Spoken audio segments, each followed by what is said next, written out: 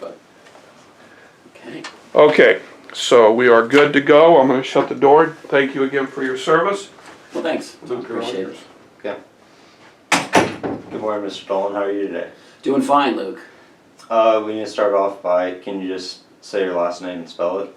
My name is Jonathan Dolan, D-O-L-A-N, Okay. like the Cardinal. What's your middle initial? P for Patrick. Okay. Let's just start here. Where were you born? I was born in Westchester County, New York, White Plains. It's north of the city, and I was raised in across the Hudson River in Rockland County, and that's about 20 minutes south of the United States Military Academy. So did you grow up there your whole life, or did you move around? Moved around a little bit, but that was pretty much the upbringing. I came out to Missouri to one of Helias's rivals, St. Dominic, in 1983. My father moved his job to a corporate office of the same company, so we moved out to Missouri at that time. So my first 16 years were spent in this Hudson Valley of the river there, Hudson River, south of West Point, with a lot of influences from first responders and military. And then at 16, a junior in high school, I came out and finished out here in Missouri. Did you like all that? Or Moving? yeah. It was interesting. I think it was a real interesting experience that changed my life and defined some of my own military and other goals in that way. And transitioning or transferring, I found being a big extrovert or became one when I transferred. Kind of the fresh start was fun. I think reversing the process, going to a bigger place, or in the case of my children, I didn't want to move them. I really liked Jeff City, and we wanted them to finish all the way through. So in a way, it worked for me, but it's different case by case. But it's something that armed forces families in particularly deal with regularly because they move, and there's a certain magic to it. So when you were growing up and moving around, who was your biggest role model? You know, in the times that I grew up, I was born in 1967. I'm just about 53 years old next March. And that was a time of post-Vietnam. I was born during the Vietnam War. And that time in the 70s was interesting for America. And the 65 to 75 time period was pretty divisive and pretty difficult. But by the time I grew up, it was like a TV show, probably from your youth, called The Wonder Years. It was, you know, subdivisions and people growing and cities growing, and there was a lot of opportunity to look at history. I was as close to World War II as you probably are to Vietnam, and you looked at different role models. So my great-uncle Bill had defeated the Germans and shot down 11 planes. My father had served as a military police officer and had unique service I'm sure we'll talk about in this interview. And for me, my role model was John F. Kennedy, any Air Force Thunderbird pilot, and then later President Ronald Reagan. That's interesting. So, like, what did your dad do in the military? What was his big role? You know, it's interesting. Family in the military is one of the main reasons people go in. It seems to be it's a family cultural type of thing, and you gravitate towards something that everybody else did.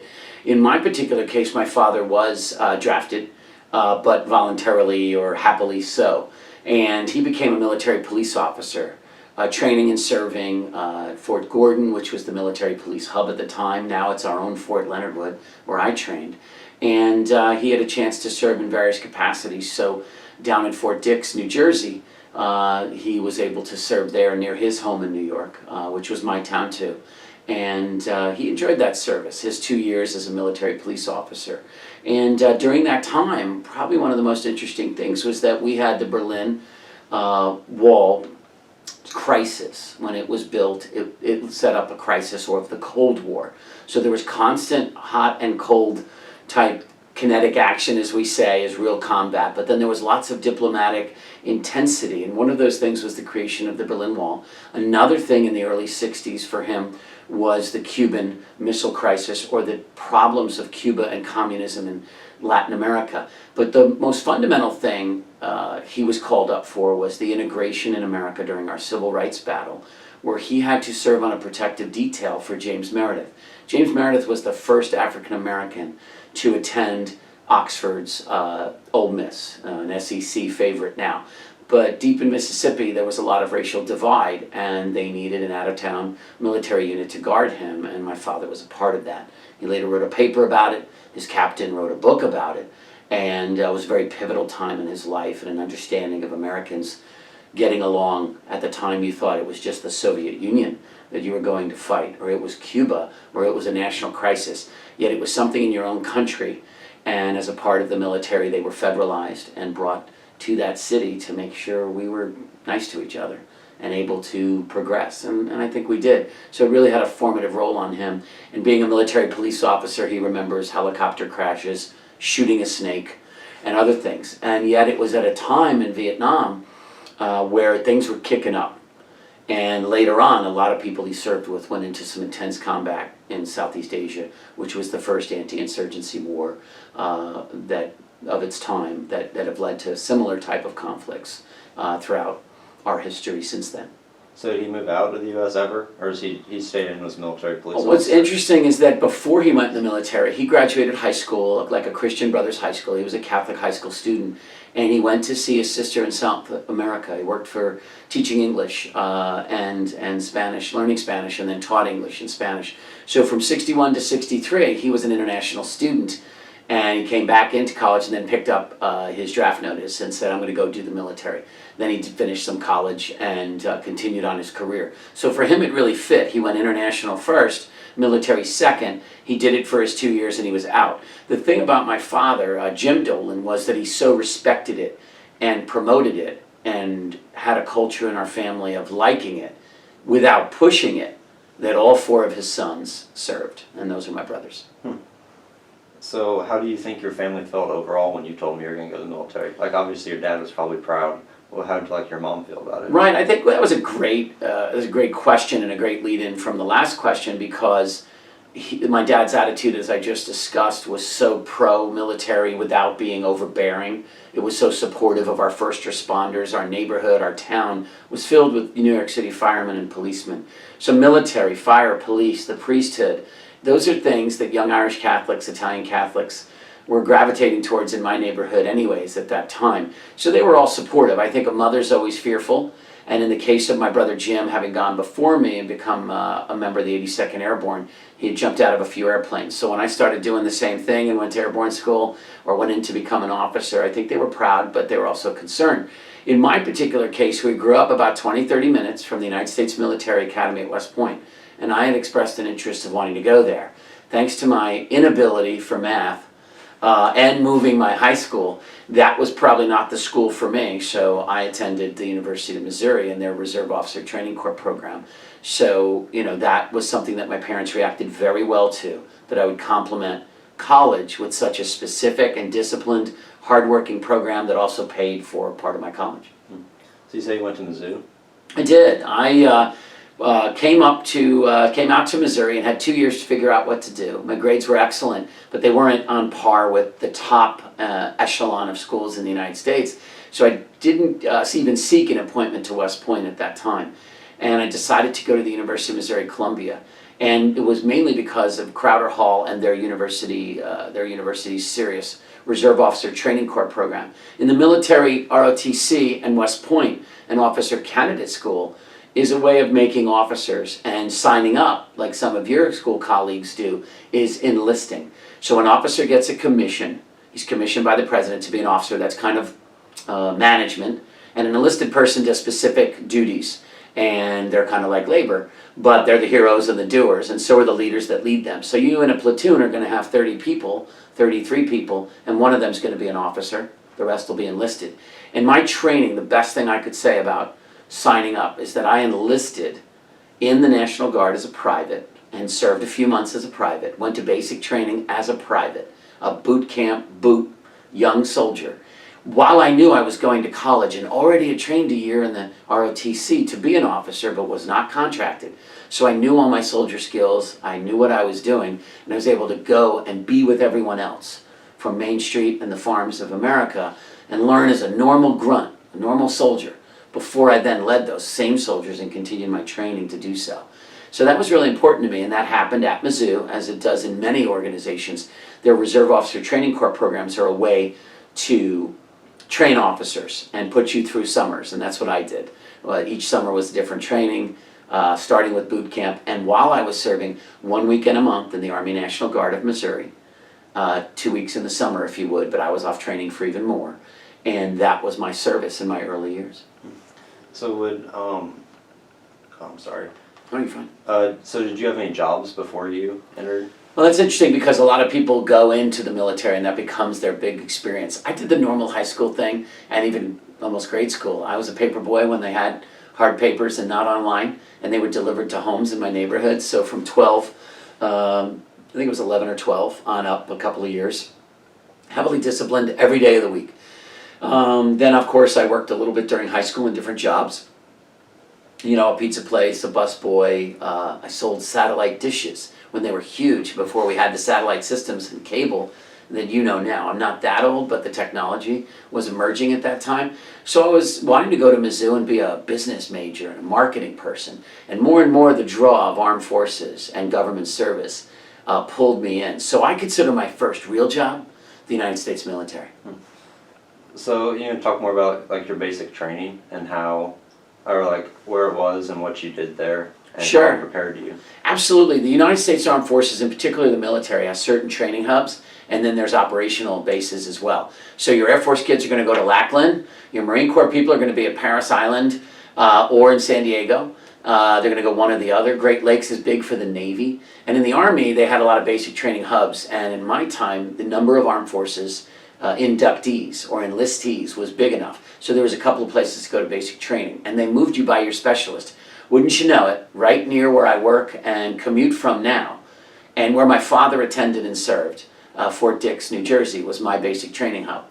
I immediately came back having served a year in ROTC and was eligible by completing basic training and a year of college to sign up for the ROTC and contract. And because of my performance in the first year, I was then sent to Fort Benning, Georgia, to the Airborne School. And that's how to be a paratrooper. You've seen skydiving. The Army is more like get out of the plane, get quickly to earth, get body slammed into the ground, and be ready to fight. Skydiving is a whole different thing. Paratrooping is the beginning of special ops and getting into the ground behind enemy lines. And they have a rich history with the 101st Screaming Eagles, now an air assault unit, and the 82nd Airborne, all part of the 18th Airborne Corps. So to be down at Benning was probably my biggest and most intense training. And basic training was at Fort Dix, where I learned everything that I learned at Mizzou and ROTC was helping me do better in basic training. And I realized that not only could I do well among regular troops, I could then lead them. And the next 3 years was spent learning how to lead them. So do you think Mizzou better prepared you to be a soldier than some of the other schools might have? Absolutely. You know, what's great about the Reserve Officer Training Corps program is it's like a hub or a fraternity without the parties of training. It's a hub at Mizzou and major state universities and serious engineering hubs where over 150 years ago, the military academies were not putting out enough officers, and direct commissions or officer candidate schools can only do so much. That's where you graduate college, and within 90 days, you become an officer and go off to your other training. And that's a great way, and they had a movie based on that called Officer and a Gentleman, and they had Lou Gossett Jr., first African-American to ever win a supporting actor.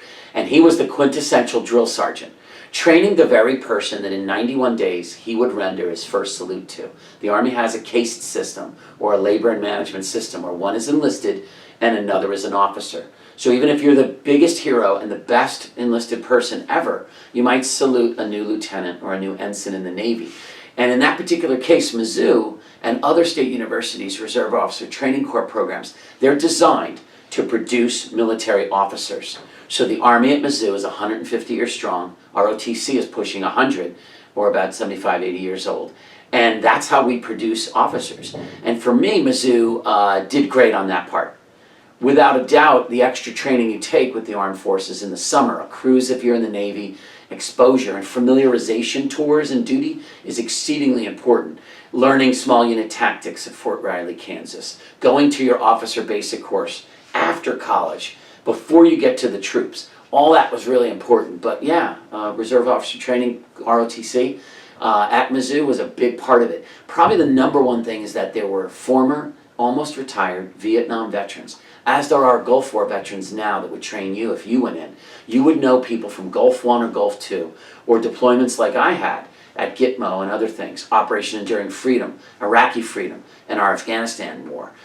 You would be trained by people that saw some pretty intense things, but they're now at the end of their career and they're wanting to pass it on to you. I think the best experience I got was the fact that I was at Mizzou and met Sergeant Major Coleman, who was pretty much a twin for Lou Gossett Jr. in the movie Officer and a Gentleman, and I knew how serious he was as a sergeant major, the highest ranking enlisted soldier in the Army. And he was in the last couple of years taking an easy tour. But he thought, I'm going to train these 30 or 40 officers. Maybe he touched 30 or 40 a year. And I'm going to force them to do push-ups, learn their unit tactics, so they can go in and lead troops in harm's way and not die like he saw people die or had to save people in Vietnam. The experience was so meaningful for me, and he was my first salute. And what happens is you go in and you find who's going to be your first salute the minute your parents or your colonel pins your officer bars on. And you walk out, and the minute you're outside, because you don't salute inside, somebody's going to render you, an enlisted soldier is going to render you your first salute. So it's a little ceremonial, and he's standing there, and you go out and you give him a coin, and he gives you your first salute. And I have a picture of that. And it was very meaningful. So from Mizzou to the people there to the other veterans, they all influenced my life in an Army culture, yet I had not really even been posted or assigned yet to an Army post. So it's really good preparatory training. And our academy cadets at the various service academies, they get that. And you might see it on an Army-Navy football game, where they're all in uniform, they're all doing great things and saluting, and they're all finally get a weekend off to go rush the field when Navy just beat Air Force in the final minutes 2 weeks ago. You know, that's a big deal for all them. Yeah. So you said you spent 3 years learning how to be a higher up. Yeah, an officer. So Yeah.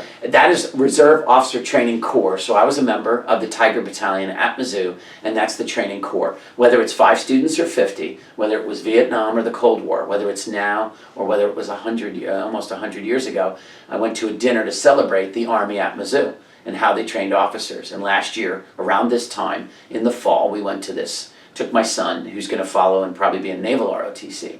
So it brings together the fact that the family culture, the university, or the country's training mechanisms or core allowed you to learn those things in a conducive environment, just like Elias. Whether you're fishers of men, whether you're out there doing sports like you do, you're in an environment that's great. And then if you're going to go play soccer in Europe or for a college or do something like that, it then comes, it gives you that training. Sitting in the bleachers last night during your game, I could certainly see the freshmen in front of me in the JV game did not have the same skills that you had. So you are developing those skills, so are they. And we don't know if the next Beckham is you or them. But right now, you got it because you're more advanced and you've been trained. The same concepts in the military, I was trained by seniors, juniors, sophomore, and freshmen. And as I matriculated, I became the trainer and the senior person. And those summer trainings, when you go out to airborne school or basic training and get yelled at and you're doing weapons. I also had a thing called the Ranger Challenge, although now I'm not an airborne, I'm airborne, but I'm not a Ranger. That means I'm a paratrooper, but I didn't go to the Long Range Tactics School, the hardest school in any armed force, United States Army Ranger program. And then you go on to SEALs or Special Forces, but Rangers is so intense. So we had a tactics team called Pershing Rifles of General Pershing, and it was then renamed the Ranger Challenge, and it was all about small unit tactics. Doing those things and learning how to put weapons together, blindfolded or fast, road marches, tactical movements, and other skills really made me the soldier that then became the leader and officer. So you see, in order to be the manager of the team, sometimes you got to play on the team. In order to play on the team and lead the team as a captain, sometimes you got to ride the bench and go to the double session practices, and then you move up. That's the entire concept of all the Army's training, and I think most universities grab that, take it seriously, whether you're a doctor or a lawyer or a Navy SEAL, and they bring you together and hone that while you're at college. So while most Mizzou students are partying or sleeping in their fraternity right now early in the morning, we were running by on a 3-mile run, chanting our cadences, you know, C-130 rolling down the strip, 82nd Airborne going to take another trip, and we're waking up college students that we considered sick, lame, and lazy, that were not going to be armed forces members. So it was kind of neat. And they do the same thing in armed force bases all across America. But most of your major universities have an ROTC program. And your questions were quite good to define that, because it defines my military career. That's where I was. That's part of my service and training. So did you say you enjoy being a trainer more, or being the one being trained? Well, my main goal was to become an officer and a gentleman, and to be that officer that I looked up to. John F. Kennedy was an officer, and to lead like that. So many of the generals you hear, the way is to start as a lieutenant, be a great lieutenant and captain, and then advance. Each armed force has different ranks. You don't just drive the sub. You could drive the sub as an enlistee. You're the one with the bow planes. You're the one with the port or right rudder on the submarine. But the person leading the submarine is a Navy commander. The person leading the fleet is a Navy admiral. To make that journey, there's enlisted, there's officers, there's special technicians, and there's global leaders. So I wanted to get on that path to leadership and go all the way through. And in many ways, I feel I'm still on it in my career, and I yearn for it every day. You start learning it in a training program, and that's what ROTC was for me. So when it came to your service after all the training, what was your favorite memory out of all that? Probably my favorite memory was having my airborne wings pinned on my chest. And in that time, maybe not today, if somebody's looking in the politically correct world, they take the badge, which has two, needles on it, to put the pins on the back to hold the airborne wings on your chest. And they ask you if you want blood wings. And they actually put the wings on, and then I got this huge punch straight out from the commander, punching those wings into my chest, making a small indentation or mark, and they call that blood wings if you bleed a little. So you pull them out, then you put the pins on it. But the main point is to achieve the 5th jump. Even the minute you leave the plane, even if you're dead on the drop zone, they will pin the wings on your chest, and you became a paratrooper. You were not afraid of dying. You were afraid of failing and not being an airborne, paratrooper.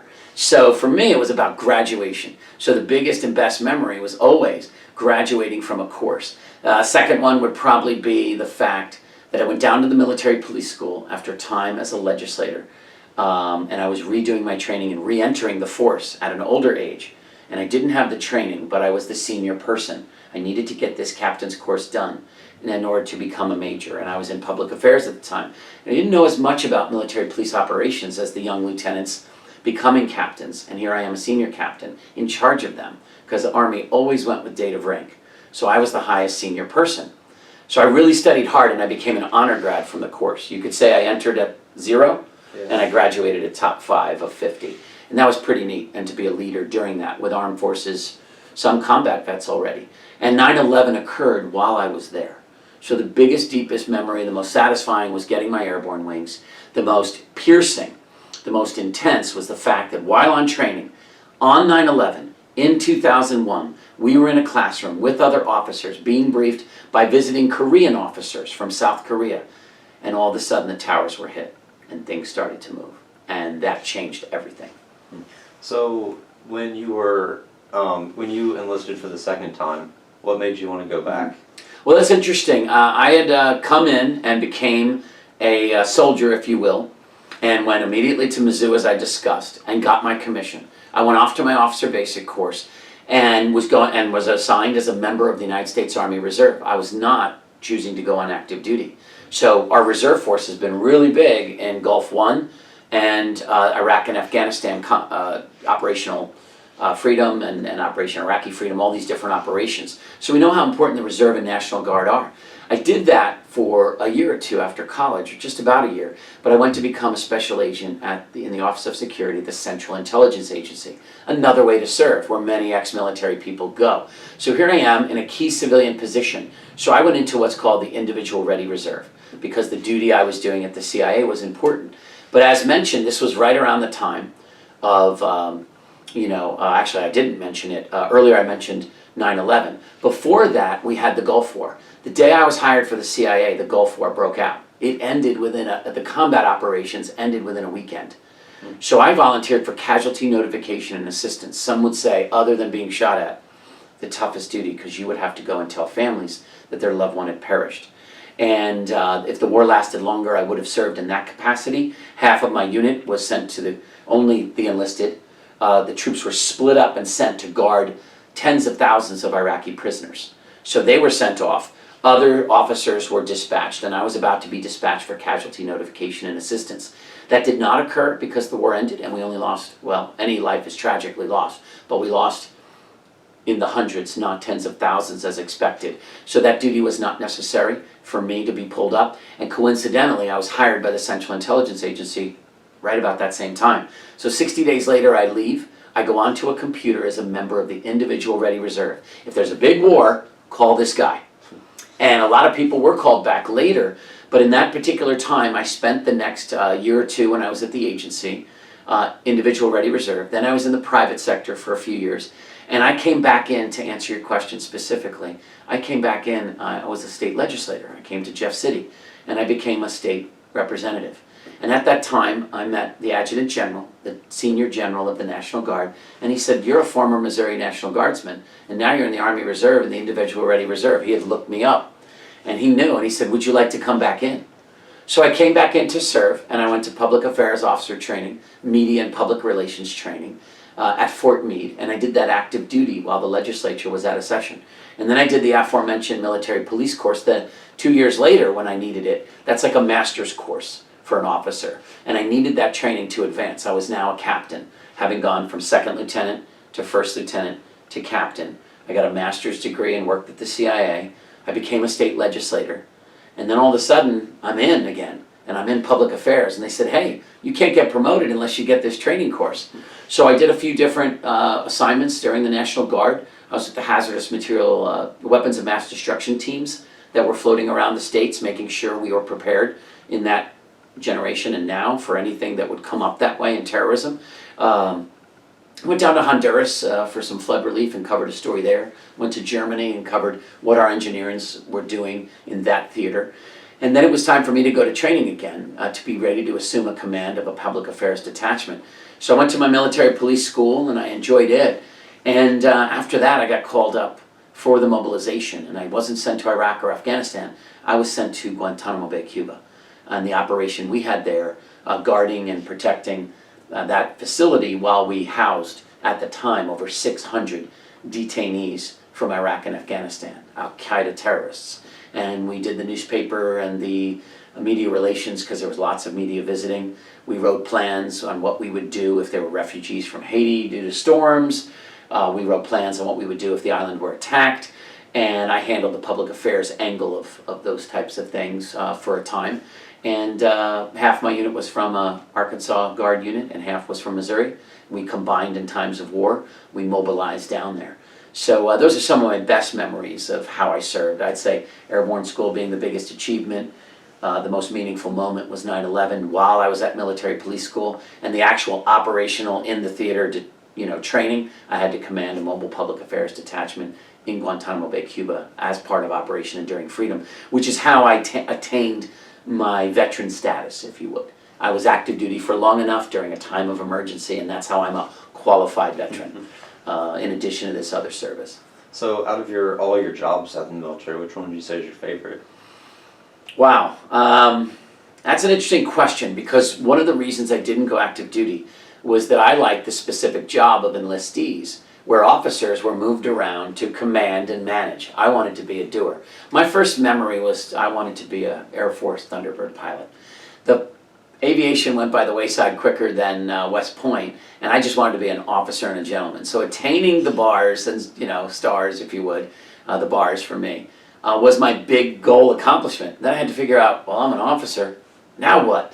So I like the idea of being a military police officer because it's similar to what I did at the Central Intelligence Agency there as a special agent in the Office of Security. That's like being FBI at the CIA, meaning you're the security for the operations, the intelligence, and the people at the CIA. So I'd have to say my military police course and having the opportunity to serve in my early career in a military police unit, that was my favorite. But I do enjoy public affairs and the media.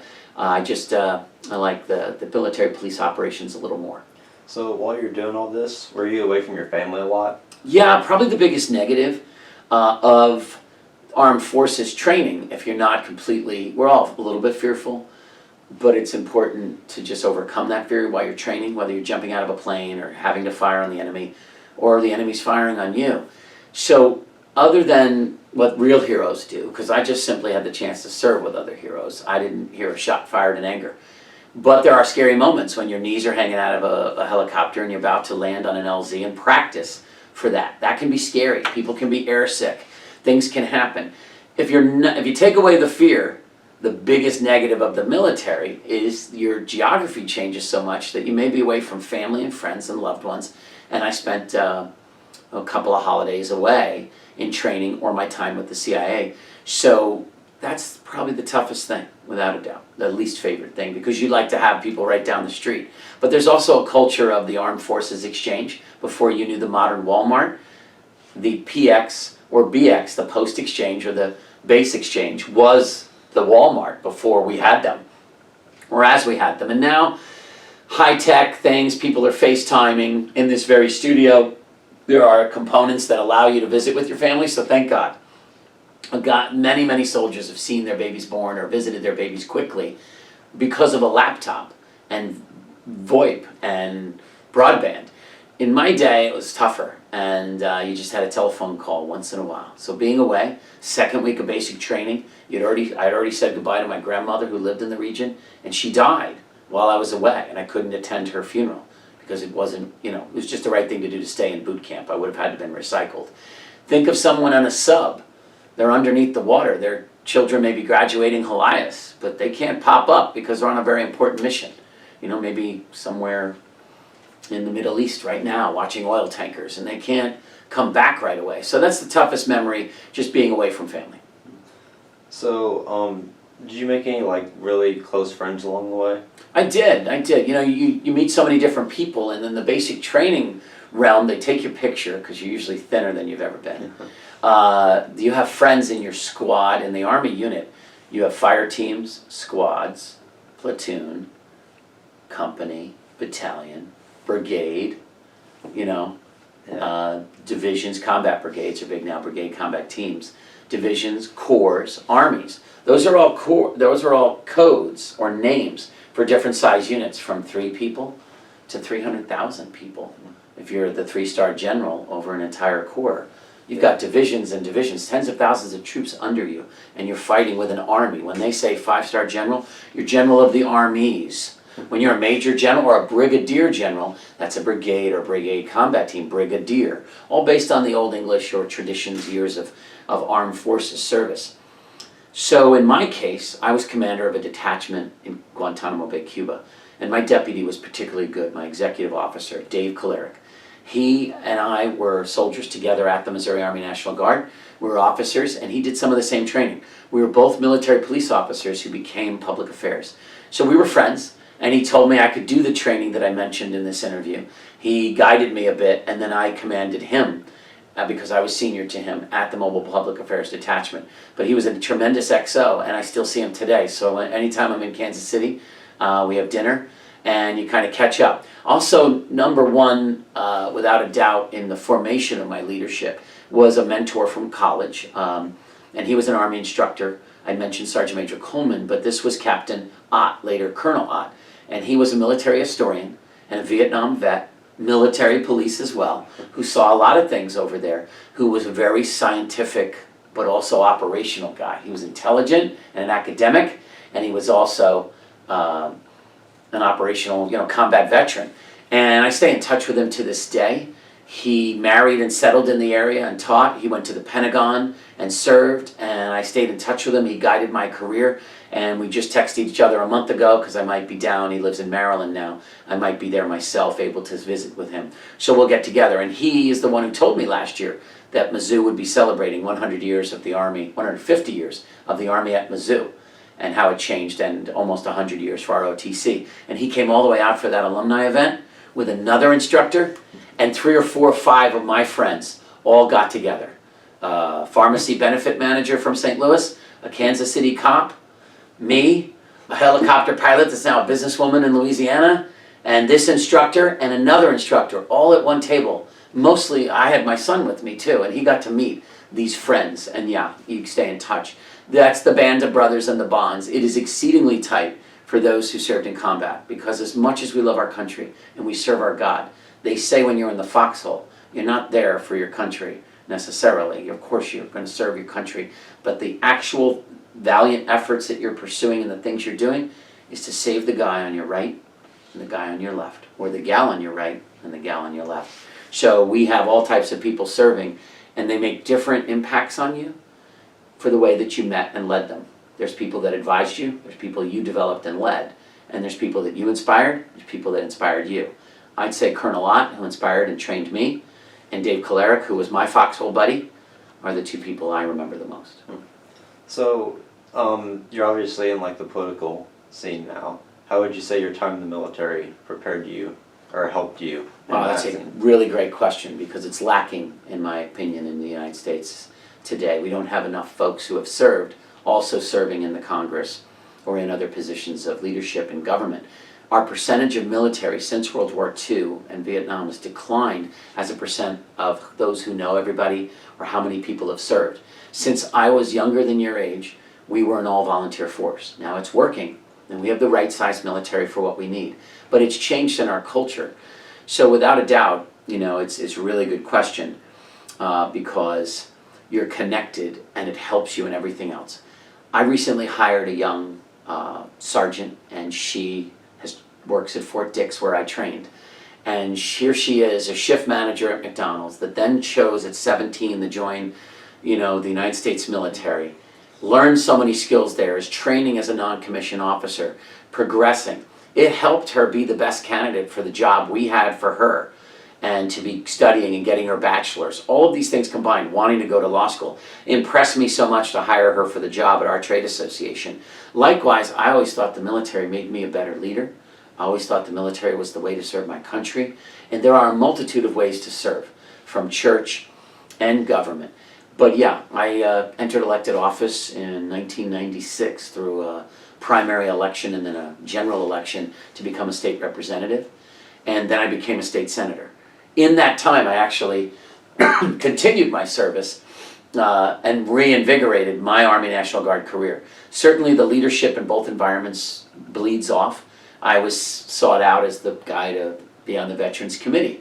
I had a hand in the veterans burial legislation, state legislation. And as a public affairs officer, I then wrote the brochure to promote the very program to the funeral directors to make sure that every one of our veterans had a flag, had a burial, had someone there with a bugle or a full detail. And state programs were initiated while in my first year as a state legislator. Well, that helped me that summer implementing the very program involved in it. So the two were so related. And in the case of the Central Intelligence Agency, in an operational and national security framework, they're very close to the military, where the Peace Corps would be the antithesis, but is noble as well. And you fight for freedom and you lead, whether you're at the UN, the Peace Corps, or in a special operations unit, or a SEAL team, or a Pentagon. So I think it bleeds over, and I think a lot of United States congressmen or executive leaders would do a lot better if they had military experience. So we were just learning about American history, like how the early presidents and Congress members were a lot of them were military leaders. Why do you think that's going down?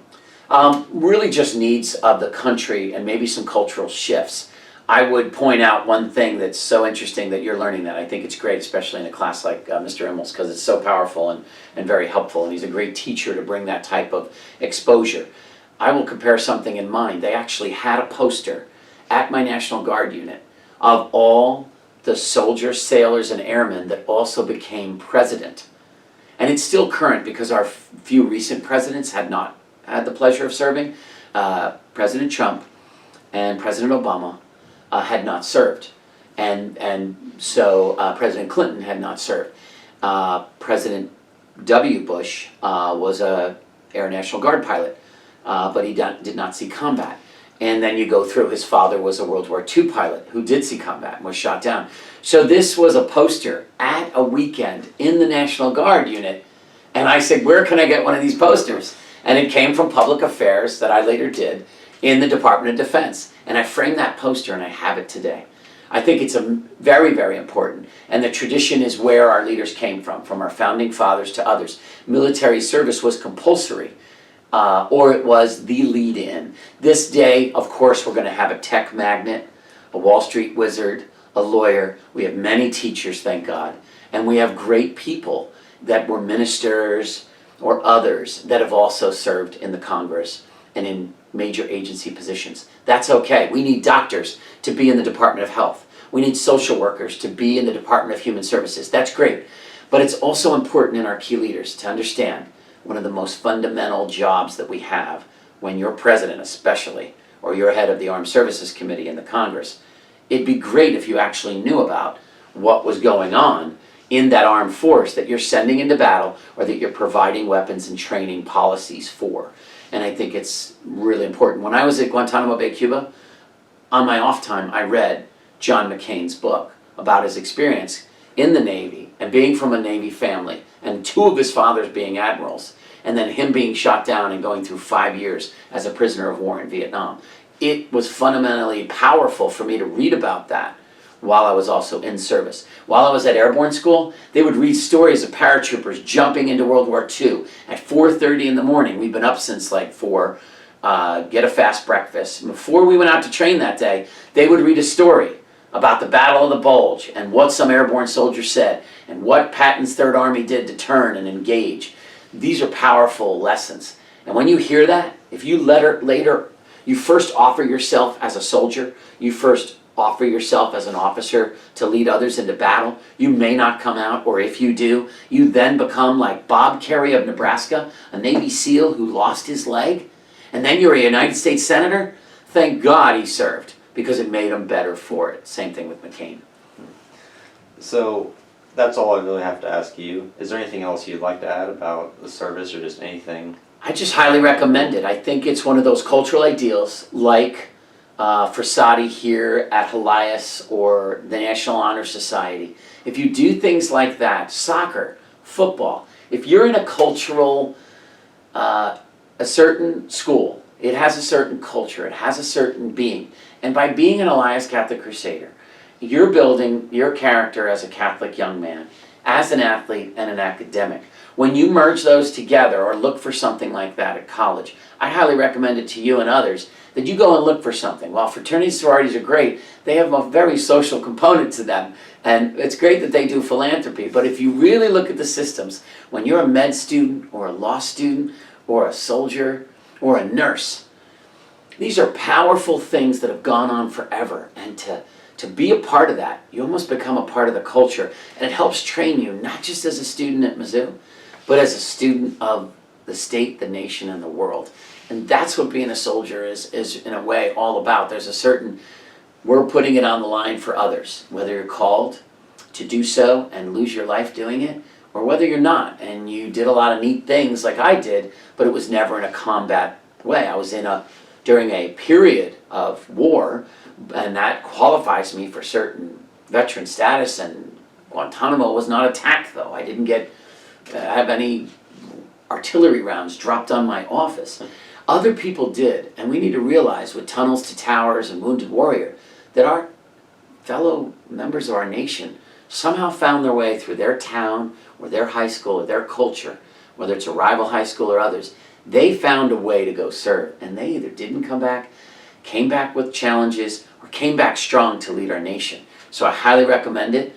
I would add that it's a powerful way to develop as a young man or woman. It gives you skills to move forward in your life and management. If you're managing a unit in combat, you can manage an office. If you're managing a unit or training soldiers in combat and you're learning the fundamentals of training, you'd make a fantastic teacher, as long as you learn other things about educating young people as well. I think history shows it. I think it's substantive and value added. I think the concepts of duty, honor, country, and standing up for your friends are just so, important, from virtue and ethics and heroism. And they're not perfect. You can see somebody run their ship aground. You can see somebody make a mistake in the military as easy as any other place. But if you want to go where the standard is high, the demands are nearly impossible, but the benefits are lifelong and life-changing, the military is the thing. And it's really exciting. It really is an adventure. You really can be all you can be. You really can aim high. And and it really is the few and the proud. And there are the mottos of 4 of the 5 services. So in many ways, an Army career for most people lives up in some way to that, or makes you a better person. So that's what I always recommend. I think that's what my father was doing. And I would add that, is that my father never beat it into us, literally or figuratively. He wasn't a general. He was just a 2-year enlisted guy who served as a military police officer. They knew he was a lifeguard, so half the time he was at the pool. and he was a lifeguard for the Armed Forces pool. He was in a time of relative peace until he helped integrate and solve a nation's divide and problem in his own nation, a rare duty.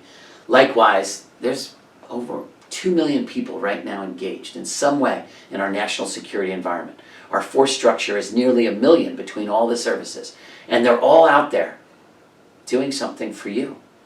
Yeah, we got to make sure they can see the games. We got to make sure they can bring out the flag. We need to respect the flag, respect them, respect what we do.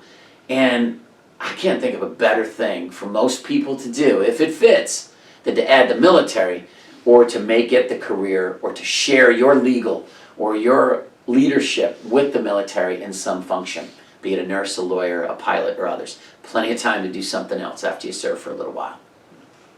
Yeah, that's all I got. Thank you for your time and service. Great. Had a great Appreciate time. that. Go Army. Go Army.